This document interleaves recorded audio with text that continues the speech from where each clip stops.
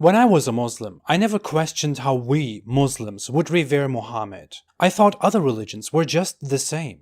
In Islam, among Muslims, Muhammad is so holy that insulting him, criticizing him, offending him by mistake, rejecting something he only suggested, disagreeing with him, doing anything that is not in accordance with Muhammad is considered very bad, almost equal to insulting Allah, the Almighty God.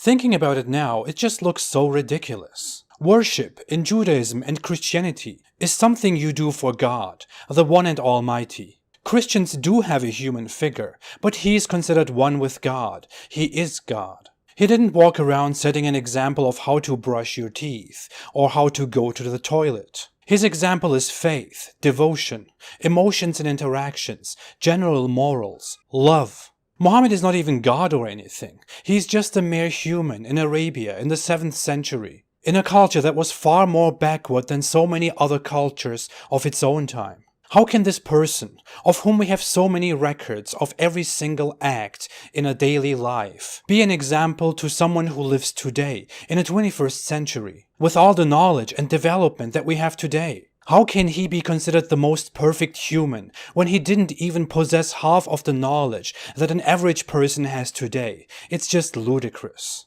Moreover, how can he be so much in the focus of every believer, so much that every Muslim mentions him worshipfully every day?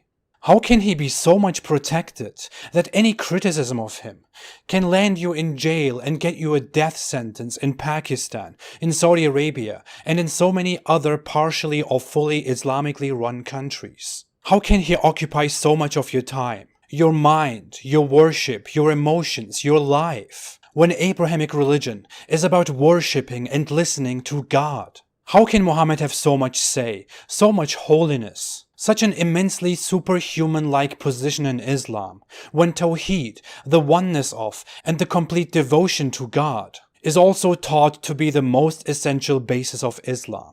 It's a contradiction.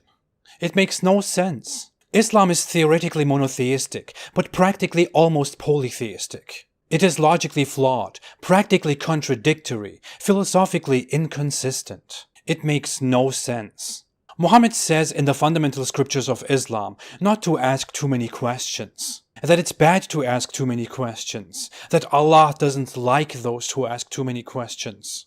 It looks like that's simply because if you ask too many questions, Islam won't be able to answer those questions. And if you keep asking questions until you get satisfying answers, then you will end up here. You will stop believing in Islam and you will leave Islam. Because Islam doesn't have the answers you are looking for. Islam can't complete its own way of thinking. How could it help you?